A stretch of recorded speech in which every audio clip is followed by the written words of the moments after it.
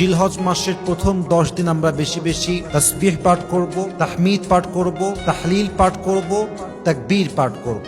তাকবীর মানে হচ্ছে আল্লাহু আকবার, তাসবিহ মানে হচ্ছে সুবহানাল্লাহ, তাহমিদ মানে হচ্ছে আলহামদুলিল্লাহ, তাহলিল মানে হচ্ছে লা ইলাহা ইল্লাল্লাহ। এই চারটা জিকির যদি বেশি বেশি করেন, কোরআন কি বলছে? আল্লাহ তাআলা বলেন, আলা বিযিকরিল্লাহি তাতমাইন্নুল কুলুব। তুমি যদি তোমার মনের শান্তি পেতে চাও, মনের যে সুকুন, if you wanna get the mental peace of your heart, যদি তুমি তোমার মনের প্রশান্তি খুঁজে পেতে চাও, মানসিক শান্তি খুঁজে পেতে চাও, তবে অবশ্যই রবের স্মরণ বেশি বেশি করো। যে বান্দা রবের জিকির করে, রবকে স্মরণ করে, তার মনকে শান্ত করে দেয় একজন, বলেন সবাই তিনি কে? 2 নম্বর আমল, জিলহজ মাসের প্রথম 10 দিন রোজা রাখা। এটা খুব গুরুত্বপূর্ণ একটি আমল, এবং বিশেষ করে এই 9 দিনের রোজার মধ্যে সবচেয়ে গুরুত্বপূর্ণ রোজা হচ্ছে আরাফার দিনের রোজা।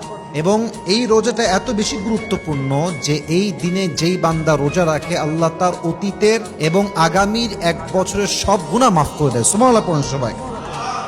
3 নাম্বার হচ্ছে হজ। খুব গুরুত্বপূর্ণ একটা আমল। যার অ্যাবিলিটি আছে, যার সামর্থ্য আছে, তাকে এই মাসে হজ করার আদেশ দিয়েছে একজন, তিনি কে? এটা আপনার ইমানের একটা বিশাল লম্বা জার্নির ব্যাপার। 4 নাম্বার কুরবানি।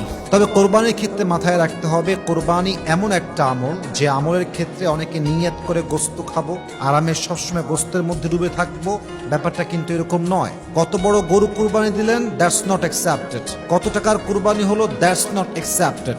লা ইয়ানাল্লাহু লুহুমুহা ওয়ালা দিমাউহা ওয়ালাকিন ইয়ানালুহুত তাকওয়া মিনকুম। গরুর দাম, রক্ত, এগুলো কিছুই আল্লাহর দরবারে পৌঁছায় না। আল্লাহর দরবারে পৌঁছায় শুধুমাত্র তোমাদের অন্তরের তাকওয়া এবং আল্লাহর ভয়, ঠিক কিনা বলেন? অতএব গরুর গোস্ত আল্লাহর কাছে যাবে না, এবং গরুর দাম কত, গরুর প্রাইস কত ছিল, ইটস নট অ্যাকসেপ্টেড। মূল হচ্ছে আপনার হৃদয়ের তাকওয়া, ভয় থাকতে হবে একজনের, তিনি কে?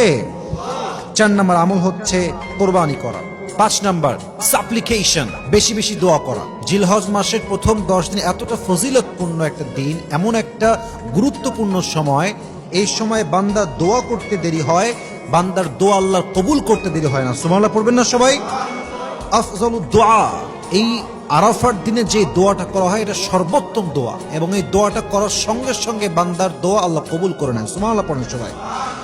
6 নাম্বার নফল ইবাদত। যত পারা যায় ইশরাক পড়েন, যত পারা যায় তাহাজ্জুদ পড়েন। এই 10 দিন যত নফল নামাজ পড়বেন, আপনার জীবনে বরকত দিবে একজন, বলেন সবাই তিনি কে? এবং হাদিসে আসছে, এটা খুবই সুন্দর একটা হাদিস, জিলহজ মাসের প্রথম 10 দিন যেই বান্দা নফল ইবাদত করে সময় কাটায়, আল্লাহ তার জীবনটাকে রহমত দ্বারা ভরপুর করে দেয়। সুবহানাল্লাহ পড়েন সবাই। অতএব 6 নাম্বার আমল হচ্ছে আমরা বেশি বেশি নফল ইবাদত করব, নামাজ পড়ব।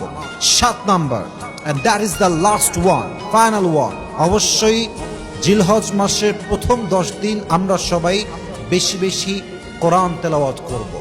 কোরআন তেলাওয়াত এমন একটা দামি আমল, বান্দা যখন কোরআন তেলাওয়াত করে মনে হয় যে বান্দা দুনিয়াতে বসে বসে জাস্ট মুখ নাড়িয়ে নাড়িয়ে তেলাওয়াত করছে, বাট ব্যাপারটা এক্স্যাক্টলি এমন নয়। বান্দা যখন তেলাওয়াত করে, বান্দা সরাসরি আল্লাহর সঙ্গে কথা বলতে শুরু করে দেয়। সুবহানাল্লাহ পড়ে সবাই। অতএব আমরা সকলেই ট্রাই করব আমাদের সোলকে, আত্মাকে শান্তি দেওয়ার জন্য এবং নিজেদের আমলকে আরো বেশি ডেভেলপ করার জন্য সবচেয়ে বেশি আমল করব আমরা এই 10 দিনে, বেশি বেশি কোরআন তেলাওয়াত করব। রাজি আছেন তো ইনশাআল্লাহ? আমি যে 7টা আমল বলেছি, আল্লাহ তাআলা আমাদের সবাইকে এই 7টা আমল অনুযায়ী পরিপূর্ণরূপে অ্যাপ্লাই করার তৌফিক দান করুন। পড়েন সবাই আমিন।